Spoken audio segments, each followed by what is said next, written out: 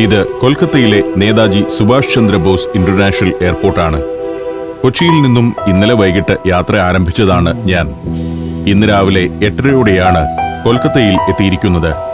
മുംബൈ വഴിയായിരുന്നു ദീർഘവും ഒട്ടുവിരസവുമായ യാത്ര. ഏതാണ്ട് 90 വർഷത്തിന്റെ ചരിത്രമുണ്ടെങ്കിലും 2013 നവീകരിച്ച എയർപോർട്ടാണ് ഇത്. പഴയ ഡംഡം വിമാനത്താവളമാണ് 1995 നേതാജി സുഭാഷ് ചന്ദ്രബോസ് എയർപോർട്ട് എന്ന് പുനർനാമകരണം ചെയ്യപ്പെട്ടത്.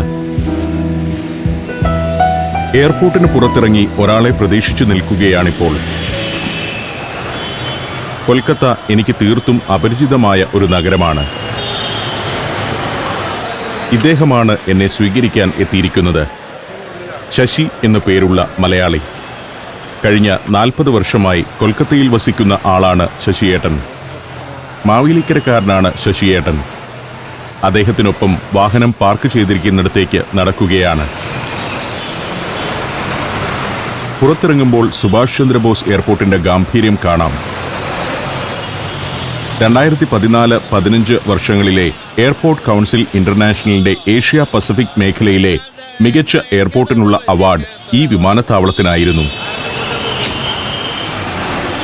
മലയാളികൾക്ക് വായിച്ചും കേട്ടും അറിവുള്ള കൊൽക്കത്തയ്ക്ക് ഇന്ന് വലിയ മാറ്റങ്ങൾ സംഭവിച്ചു കഴിഞ്ഞു.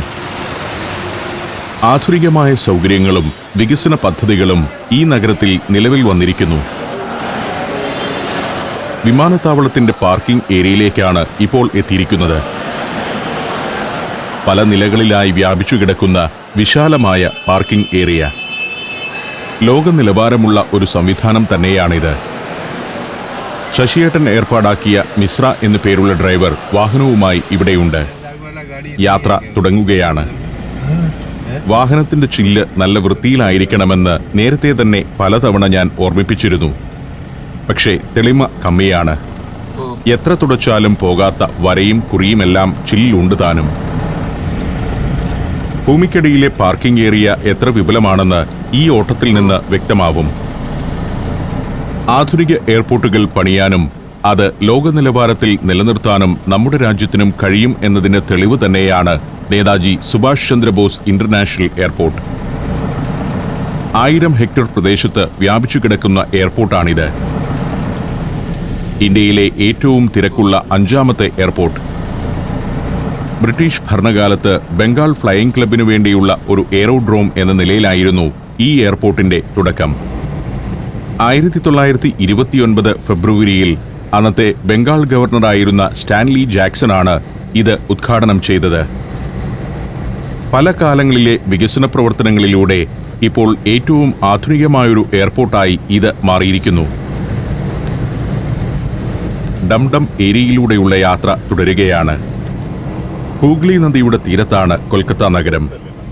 നദിയുടെ കിഴക്കേക്കരയിൽ നഗരത്തിന്റെ പടിഞ്ഞാറ് ഭാഗത്തുകൂടി ഹൂഗ്ലി നദി ഒഴുകുന്നു. നദിക്ക് കുറുകെയുള്ള പാലം നഗരത്തിന്റെ പ്രധാന ഭാഗത്തെ ഹൗറ എന്ന പ്രദേശവുമായി ബന്ധിപ്പിക്കുന്നു. അതുകൊണ്ടാണ് ആ പാലത്തിന് ഹൗറ ബ്രിഡ്ജ് എന്ന പേര് വന്നത്. ഹൂഗ്ലിയുടെ തീരത്തെ ചില പ്രധാന കാഴ്ചകളിലേക്ക് ഇന്ന് ആദ്യം പോകാനാണ് എന്റെ തീരുമാനം. കൊൽക്കത്ത നഗരത്തിന്റെ തന്നെ കിഴക്കുഭാഗത്താണ് വിമാനത്താവളം. പടിഞ്ഞാറൻ പ്രദേശങ്ങളിലേക്കാണ് ഇപ്പോൾ പോകുന്നത്. 2000 വർഷം മുൻപ് മുതൽ തന്നെ മനുഷ്യവാസമുണ്ടായിരുന്ന ഒരു പ്രദേശമാണ് കൊൽക്കത്ത. ഇവിടെ അടുത്തുള്ള ചന്ദ്രകേതുഗഡ് എന്ന പ്രദേശത്തു നിന്നും കണ്ടെടുത്ത പുരാവസ്തുക്കളാണ് ഇവിടെയുണ്ടായിരുന്ന പുരാതന സമൂഹത്തെക്കുറിച്ചുള്ള വിവരങ്ങൾ നൽകുന്നത്. 15ാം നൂറ്റാണ്ടിൽ ജമീന്ദാർമാരുടെ കീഴിലുള്ള ഒരു കാർഷിക പ്രദേശമായിരുന്നു Kolkata. 1690 English East India Company ഇവിടെ എത്തുന്നതോടെയാണ് ആധുനിക കൊൽക്കത്ത നഗരത്തിന്റെ ചരിത്രം തുടങ്ങുന്നത്. ഇതാണ് മിശ്ര. ഇന്നൊരു ദിവസം മുഴുവൻ എന്റെ സാരഥി ഇദ്ദേഹമായിരിക്കും. ഇദ്ദേഹത്തിന്റെ കാറിന്റെ ചില്ല് എന്റെ ഷൂട്ടിങ്ങിനൊരു പ്രശ്നമാണ്. അതിനാൽ നാളെ മറ്റൊരു വണ്ടി സംഘടിപ്പിച്ചു വരണമെന്ന് മിശ്രയോട് പറഞ്ഞിട്ടുണ്ട്. ബീഹാറിൽ നിന്നും തൊഴിൽ തേടി കൊൽക്കത്തയിലേക്ക് ചേക്കേറിയ ആളാണ് മിശ്ര. ബീഹാറിൽ നിന്നും ബംഗ്ലാദേശിൽ നിന്നുമാണ് ഉപജീവന മാർഗം തേടി ഏറ്റവും അധികം ആളുകൾ കൊൽക്കത്തയിലേക്ക് കുടിയേറുന്നത്. ബംഗ്ലാദേശിൽ നിന്നും അനധികൃതമായി കുടിയേറുന്നവർ ധാരാളമുണ്ടെന്നതാണ് കൊൽക്കത്തയുടെ സവിശേഷത. നാട്ടുകാരും കുടിയേറ്റക്കാരും ഇടകലർന്ന് സൃഷ്ടിച്ച ഒരു സങ്കര സംസ്കാരത്തിന്റെ നഗരമാണ് ഇന്നത്തെ കൊൽക്കത്തയെന്ന് പറയാം.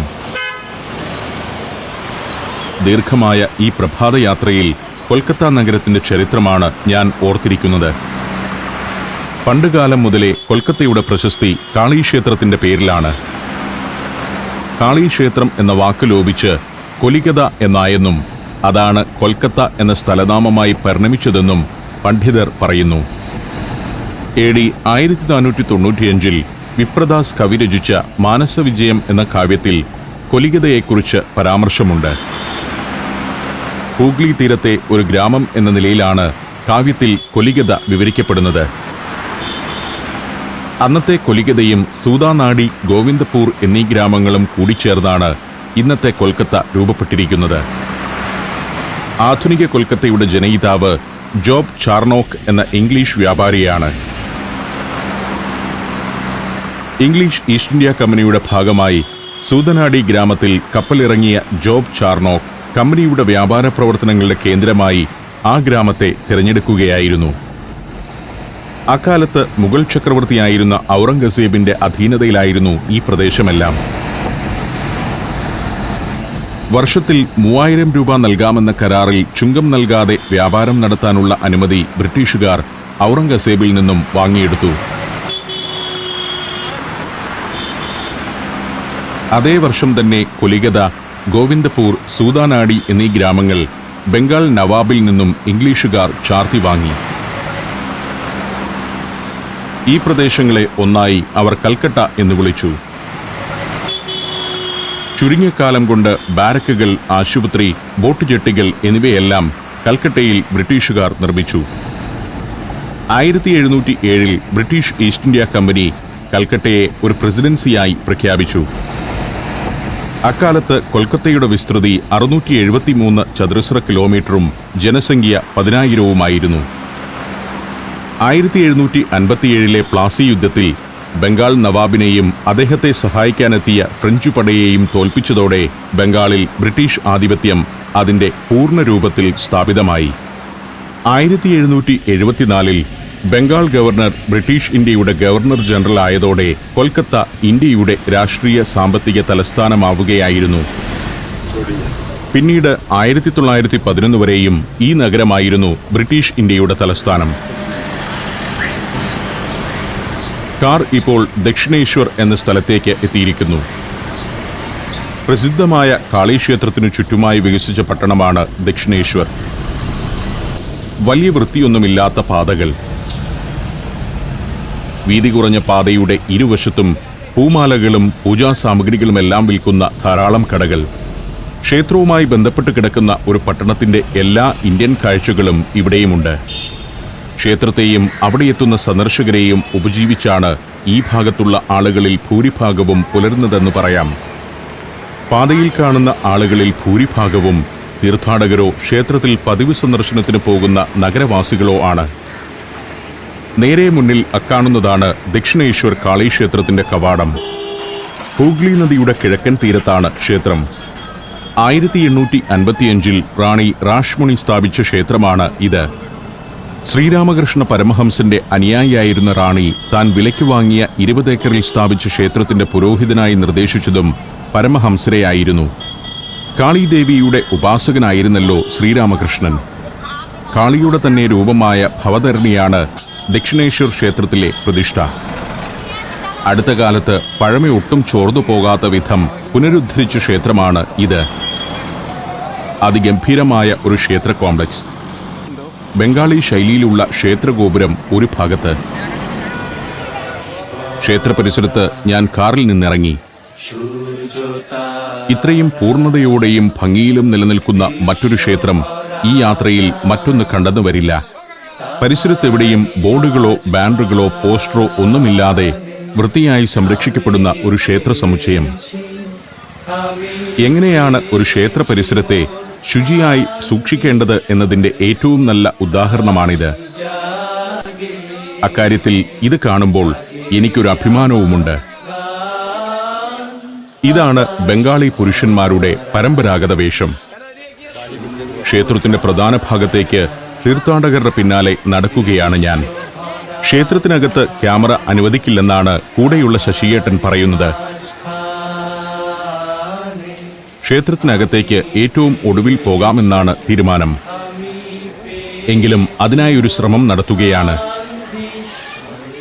ക്ഷേത്രവുമായി ബന്ധപ്പെട്ട കെട്ടിടങ്ങളുടെയും കാര്യാലയങ്ങളുടെയും അരികിലൂടെയാണ് നടത്തം. ജോൺ ഹേസ്റ്റി എന്ന ഇംഗ്ലീഷുകാരനിൽ നിന്നുമാണ് ക്ഷേത്ര നിർമ്മാണത്തിനുള്ള 20 ഏക്കർ സ്ഥലം റാണി റാഷ്മോണി വാങ്ങിയെടുത്തത്. നടന്നെത്തിയിരിക്കുന്നത് ഹൂഗ്ലി നദിയുടെ തീരത്തേക്കാണ്. ക്ഷേത്രമുറ്റത്തു നിന്നും ഹൂഗ്ലിയിലേക്ക് പടവുകൾ കെട്ടിയിരിക്കുന്നു. ചരിത്രവാഹിനിയായ നദി ഗംഗയുടെ ഭാഗം തന്നെയാണിത്. ഏതാണ്ട് 3/4 കിലോമീറ്റർ വീതിയിൽ നിറഞ്ഞൊഴുകുകയാണത്. ഭാഗീരഥി ഹൂഗ്ലി എന്ന് ഹിന്ദുക്കൾ വിശേഷിപ്പിക്കുന്ന ഈ നദിയിൽ സ്നാനം ചെയ്യുന്നതിലൂടെ പാപമോചനവും മുക്തിയും ലഭിക്കുമെന്ന് വിശ്വസിക്കുന്നവരുണ്ട്. പരമ്പരാഗത ബംഗാളി ബോട്ടുകൾ നദിയിലൂടെ നീങ്ങുന്നു. നമ്മുടെ നാടൻ വള്ളത്തിന് മേൽക്കൂര പണിതുവച്ചതുപോലെ ഒരു രൂപം. ഇവയിൽ പലതും കടത്തു ബോട്ടുകളാണ്. ബംഗാളി ഗ്രാമങ്ങളെ ബന്ധിപ്പിച്ച് പകൽ നേരം മുഴുവൻ ഇവയിങ്ങനെ നീങ്ങുന്നത് കാണാം. കൊൽക്കത്ത നഗരത്തിന്റെ തന്നെ പല ഭാഗങ്ങളിലേക്കും ഇത്തരം ബോട്ട് സർവീസുണ്ട്. ബോട്ടുകൾ അടുക്കുന്ന ഒരു കടവും ഇവിടെ ക്ഷേത്രത്തിനടുത്തായി ഉണ്ട്. രവീന്ദ്രനാഥ ടാഗോറിന്റെ രചനകളിലൂടെയും ബംഗാളി നോവലുകളിലൂടെയും നമുക്ക് സുപരിചിതമായ ഒരു കാഴ്ചയാണിത്. ഇവിടെ നിൽക്കുമ്പോൾ നദിക്ക് കുറുകെയുള്ള ഒരു ഉരുക്കുപാലവും കാണാം. ബാലി ബ്രിഡ്ജ് ബ്രിട്ടീഷുകാർ പണിതതാണ് അത്. പാലത്തിന്റെ മധ്യഭാഗത്തുകൂടി ട്രെയിനും ഇരുവശങ്ങളിലൂടെ മറ്റു വാഹനങ്ങളും പോകുന്ന പാതകളാണ്. ഹൂഗ്ലി നദിയെ മുറിച്ചുകടന്ന് ട്രെയിനുകൾ പോകുന്ന പ്രധാന പാത ഇതാണ്. വശങ്ങളിലെ പാതകളിലൂടെ ബസ്സും കാറുമെല്ലാം നീങ്ങുന്നത് ഇവിടെ നിൽക്കുമ്പോൾ കാണാം. നദിയുടെ മറുഭാഗത്തും നഗരത്തിന്റെ ഭാഗമായ കെട്ടിടനിരകളുണ്ട്. എങ്കിലും കൊൽക്കത്ത നഗരത്തിന്റെ പ്രധാന ഭാഗം ഞാൻ ഈ നിൽക്കുന്ന കരയിലാണ്. ഹൂഗ്ലി ജില്ലയും ഹൗറ പ്രദേശവും നദിക്കക്കരെയാണ്. മതിലിൽ ക്ഷേത്രത്തെ ഉപജീവിച്ചു കഴിയുന്ന കുട്ടികൾ.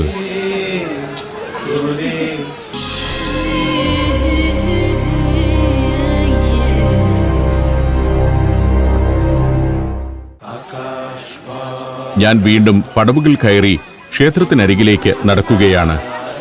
ഈ ക്ഷേത്രം ഇവിടെ നിർമ്മിക്കപ്പെട്ടതിനു പിന്നിൽ ഒരു ഐതിഹ്യ കഥയുണ്ട്. ആദിപരാശക്തിയുടെ ഉപാസകയായിരുന്ന റാണി റാഷ്മോണി 1847 കാശിയിലേക്ക് ഒരു തീർത്ഥയാത്ര പോകാൻ തീരുമാനിച്ചു. യാത്ര തുടങ്ങുന്നതിന്റെ തലേദിവസം രാത്രിയിൽ ആദിപരാശക്തി കാളിയുടെ രൂപത്തിൽ റാണിയുടെ മുന്നിൽ പ്രത്യക്ഷയായത്രേ. കാശി യാത്രയുടെ ആവശ്യമില്ലെന്നും ഇവിടെ ഗംഗയുടെ കരയിൽ ഒരു ക്ഷേത്രമുണ്ടാക്കി തന്റെ വിഗ്രഹം അതിൽ പ്രതിഷ്ഠിച്ചാൽ സർവ്വ ഐശ്വര്യങ്ങളും മോക്ഷവും ലഭിക്കുമെന്നും കാളി റാണി റാഷ്മോണിയോട് പറഞ്ഞു. അങ്ങനെ റാണി കാശി യാത്ര ഉപേക്ഷിക്കുകയും അതേ വർഷം തന്നെ ഇവിടെ ക്ഷേത്ര നിർമ്മാണം തുടങ്ങുകയുമായിരുന്നു. ക്ഷേത്രത്തിനു പുറത്തുകൂടി ഒന്ന് ചുറ്റി നടന്നെത്തിയത് ഹൂഗ്ലിയിലെ മറ്റൊരു കടവിലേക്കാണ്. ദക്ഷിണേശ്വർ ക്ഷേത്രത്തിന്റെ പ്രധാന കടവ് ഇതാണ്. അതിന് തൊട്ടപ്പുറത്തുകൂടിയാണ് പാലം. നേരത്തെ കണ്ട കടവിലേതിനേക്കാൾ ജനത്തിരക്കുണ്ട് ഇവിടെ. ബംഗാളി ക്ഷേത്ര നിർമ്മാണ കലയിലെ നവരത്ന ശൈലിയിലാണ് ഈ ക്ഷേത്രം നിർമ്മിച്ചിരിക്കുന്നത്. 2ഉം 3ഉം നിലകളുള്ള ഗോപുരങ്ങളും മകുടവുമാണ് ക്ഷേത്രത്തിനുള്ളത്. ഇവിടെ ഒരു മണ്ഡപമുണ്ട്. റാണി റാഷ്മോണിയുടെ ഒരു മാർബിൾ പ്രതിമ അതിൽ സ്ഥാപിച്ചിരിക്കുന്നു. ദക്ഷിണേശ്വർ ക്ഷേത്രത്തിന്റെ സ്ഥാപകയായ റാണി റാഷ്മോണി. ക്ഷേത്ര നിർമ്മാണം പൂർത്തിയായ ശേഷം 5 വർഷവും 9 മാസവും മാത്രമാണ് അവർ ജീവിച്ചത്. ക്ഷേത്രത്തിൽ നിന്നും പുറത്തേക്കിറങ്ങാനുള്ള ഒരു കവാടത്തിനടുത്താണ് എത്തിയിരിക്കുന്നത്. പ്രധാന കവാടത്തിനരികിലുള്ള ഒരു ചെറുവാതിലിലൂടെ അകത്തേക്കും കടക്കാം. കാവൽക്കാരനോട് അനുമതി വാങ്ങി അകത്തു കടന്നു. ഒരു കോണിൽ നിന്ന് അതിഗംഭീരമായ ഈ ക്ലാസിക് നിർമ്മിതിയെ പകർത്തിയെടുക്കുകയാണ്. 9 മകുടങ്ങളോടെ അക്കാണുന്ന ഗോപുരത്തിനുള്ളിലാണ് ക്ഷേത്ര ശ്രീകോവിലും ഗർഭഗൃഹവും. കാളിയുടെ 3 വിഗ്രഹങ്ങളാണ് അതിലുള്ളത്. പ്രധാന ക്ഷേത്രത്തിനു പുറമെ ഇത്തരം 12 ഉപക്ഷേത്രങ്ങൾ കൂടിയുണ്ട് ഇവിടെ. തന്റെ ജീവിതകാലത്ത് ക്ഷേത്രത്തിനു വേണ്ടി വൻ തുക തന്നെ റാണി റാഷ്മോണി ചെലവഴിച്ചിരുന്നു. എന്നാൽ ബൃഹത്തായ ഈ സമുച്ചയം തന്റെ കാലശേഷം എങ്ങനെ പുലരുമെന്ന കാര്യത്തിൽ അവർക്ക് ആകുലതയുമുണ്ടായിരുന്നു. അക്കാലത്ത് ദിനാജ്പുത് എന്ന സ്ഥലത്ത് റാണിയുടെ പേരിൽ വൻ ഭൂസ്വത്ത് ഉണ്ടായിരുന്നു. ക്ഷേത്രപാലനം മുടക്കമില്ലാതെ നടക്കുന്നതിനായി റാണി ആ ഭൂമി തന്റെ ഭരണത്തിന് ഏതാനും ദിവസങ്ങൾ മുൻപ് ക്ഷേത്ര ട്രസ്റ്റിന് കൈമാറുകയാണുണ്ടായത്.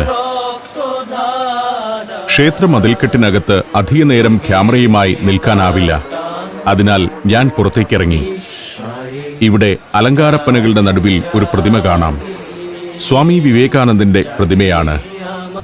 വിവേകാനന്ദനിലെ സന്യാസിയെ രൂപപ്പെടുത്തിയത് ദക്ഷിണേശ്വർ ക്ഷേത്രത്തിലെ സന്ദർശനവും ശ്രീരാമകൃഷ്ണ പരമഹംസരുമായുള്ള പരിചയവുമായിരുന്നു. തന്റെ കുടുംബത്തിന്റെ സാമ്പത്തിക പരാധീനതകൾ നീക്കാൻ കാളിയോട് പ്രാർത്ഥിക്കണമെന്ന് അഭ്യർത്ഥിച്ചാണ് വിവേകാനന്ദൻ പരമഹംസരുടെ അരികിലെത്തിയത്. സമ്പത്തിനായി പ്രാർത്ഥിക്കാൻ 3 തവണ ശ്രീകോവിലിൽ ചെന്നെങ്കിലും 3 തവണയും അദ്ദേഹത്തിന്റെ പ്രാർത്ഥന അറിവിനും ജ്ഞാനത്തിനും വേണ്ടിയുള്ളതായി എന്നാണ് കഥ. പ്രതിമയുടെ പിന്നിലായി മണ്ഡപം പോലുള്ള മറ്റൊരു മനോഹര മന്ദിരം കാണാം. അവിടെയുമുണ്ട് ധാരാളം ആളുകൾ. വൃത്തിയാണ് എന്നെ ഇവിടെ കൂടുതൽ ആകർഷിക്കുന്നത്. പൂജാദ്രവ്യങ്ങൾ മാത്രം വിൽക്കുന്ന കടകളുള്ള ഒരു കെട്ടിട കോംപ്ലക്സാണിത്. ഞാൻ അവിടേക്ക് കയറി ചെന്നു. ഇതും അടുത്ത കാലത്ത് പണിതാണ്. ക്ഷേത്ര പരിസരത്ത് കച്ചവട സ്ഥാപനങ്ങൾക്കായി ഒരു ചന്തവുമില്ലാത്ത തകരം മേഞ്ഞ ഷെഡുകൾ പണിയുന്നതാണല്ലോ നാം പൊതുവെ കാണുന്ന രീതി. ഇതാകട്ടെ ഗംഭീരമായൊരു മന്ദിരമാണ്. അതിനുള്ളിൽ പ്രത്യേക നമ്പറുകൾ നൽകി കടകൾ കൃത്യതയോടെ ക്രമീകരിച്ചിരിക്കുന്നു. ക്ഷേത്ര പരിസരത്ത് ആളുകളുടെ പിന്നാലെ പൂ വിൽക്കാൻ നടക്കുന്നവരെയും വലിയ ശബ്ദത്തിൽ വിളിച്ചുകൂവി ആളുകളെ ആകർഷിക്കുന്ന കടക്കാരെയും ഇവിടെ കാണുകയില്ല. ശരിക്കും ഈ കച്ചവടക്കാരൊക്കെ അങ്ങനെയുള്ളവർ തന്നെയായിരുന്നു. അവരെ ചിട്ടയോടെയുള്ള കച്ചവടത്തിനായി ഇവിടെ ഒരു മേൽക്കൂരയ്ക്ക് കീഴിലാക്കിയിരിക്കുകയാണ് ഇപ്പോൾ. ചെമ്പരത്തിമാലയാണ് ക്ഷേത്രത്തിലെ പ്രധാന സമർപ്പണ വസ്തു. കാളിയാണല്ലോ പ്രതിഷ്ഠ. ഭക്തർ ഇവിടെ നിന്നും ചെന്നിറമാർന്ന ഈ മാലകൾ വാങ്ങിക്കൊണ്ടുപോയി ശ്രീകോവിലിൽ സമർപ്പിക്കുകയാണ് പതിവ്. ഇങ്ങനെ വിപുലമായ രീതിയിൽ ചെമ്പരത്തിപ്പൂമാല വിൽക്കുന്ന മറ്റൊരു ക്ഷേത്രം ഇന്ത്യയിൽ മറ്റെവിടെയും ഞാൻ കണ്ടിട്ടില്ല. മുറ്റത്താകട്ടെ ഒരു ഭാഗത്ത് ചെറുവിഗ്രഹങ്ങളും പൂജാപാത്രങ്ങളുമെല്ലാം വിൽക്കുന്നവർ നിരന്നിരിക്കുകയാണ്. ശംഖ്, വിളക്ക്, ധൂപപാത്രം, ശൂലം, ദേവീചിത്രങ്ങൾ എന്നിവയെല്ലാമുണ്ട്. ഞാൻ പാർക്കിംഗിലേക്ക് എത്തുമ്പോഴേക്കും മിശ്ര പോകാൻ റെഡിയായി കഴിഞ്ഞു. എന്റെ ജോലിയൊന്നും ഇദ്ദേഹത്തിന് മനസ്സിലാവുന്നില്ല. ഹിന്ദിയും ഭോജ്പുരിയും മാത്രമേ അറിയുകയുമുള്ളൂ. ശശിയേട്ടൻ പിൻസീറ്റിലുണ്ട്. അദ്ദേഹമാണ് മിശ്രയുമായി ആശയവിനിമയം നടത്തുന്നത്. ദക്ഷിണേശ്വർ ക്ഷേത്ര പരിസരത്തു നിന്നും യാത്ര തുടരുകയാണ്. പൂമാലകളും പൂജാസാമഗ്രികളുമെല്ലാം വിൽക്കുന്ന ധാരാളം കടകൾ. വലതുവശത്ത് വളരെ നീളത്തോളം ചുവപ്പ് നിറമുള്ള ഒരു നിർമ്മിതിയുണ്ട്. ഒരു മതിൽക്കെട്ടല്ല ഇത്, മുകളിലൂടെ തീവണ്ടിപ്പാളമാണ്. ആ പാളങ്ങൾ അങ്ങനെ ചെന്ന് ഇവിടെ ബാലി ബ്രിഡ്ജിലേക്ക് കയറുന്നു. ഉരുക്കുപാലത്തിന്റെ നടുവിലുള്ള അകംഭാഗത്തുകൂടിയാണ് പാളങ്ങൾ. പാലത്തിന്റെ ഇരു ഷോൾഡറുകളിലും മറ്റു വാഹനങ്ങൾക്കുള്ള പാതയാണ്. Second Hooghly bridge, Vivekananda Setu, Wellington bridge എന്നിങ്ങനെയെല്ലാം ഈ പാലത്തിന് പേരുകളുണ്ട്. ഇടതുവശത്ത് ആധുനികമായ മറ്റൊരു പാലം കാണാം. 2007 ജൂലൈ മാസത്തിൽ ഗതാഗതത്തിനായി തുറന്ന നിവേദിത ബ്രിഡ്ജാണ് അത്. സ്വാമി വിവേകാനന്ദന്റെ ശിഷ്യയും സാമൂഹിക പ്രവർത്തകയുമായിരുന്നു സിസ്റ്റർ നിവേദിത. കൊൽക്കത്തയിലെ ഏറ്റവും ആധുനികമായ പാലമാണ് നിവേദിത സേതു. 8 ദശകത്തിനു ശേഷവും നല്ല ബലത്തിൽ നിലനിൽക്കുകയാണ് ബാലി ബ്രിഡ്ജ്. ബ്രിട്ടീഷ് കമ്പനിയായ ബ്രെയ്ത്വെയ്റ്റ് ആൻഡ് കമ്പനിയായിരുന്നു ഇതിന്റെ നിർമ്മാതാക്കൾ. 1932 പാലത്തിന്റെ നിർമ്മാണം. ബംഗാളിലെ പ്രമുഖ വ്യവസായിയും കോൺട്രാക്ടറുമായിരുന്ന റായ് ബഹദൂർ ജഗ്മൽ രാജ മുൻകൈയെടുത്താണ് പാലം നിർമ്മിക്കുന്നത്. പാലമിറങ്ങി കാർ ഹൂഗ്ലി നദിയുടെ പടിഞ്ഞാറേ കരയിലേക്ക് എത്തിയിരിക്കുന്നു. ഇത് കൊൽക്കത്തയാണെന്ന് പറയാനാവില്ല. ഗ്രാൻഡ് ട്രങ്ക് റോഡ് എന്ന ചരിത്രപ്രസിദ്ധമായ പാതയിലൂടെയാണ് യാത്ര.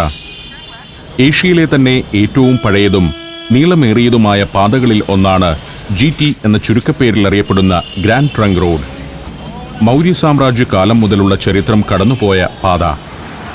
അതിലൂടെ ബംഗാളിന്റെ കാഴ്ചകളിലൂടെ സഞ്ചാരം തുടരുകയാണ്.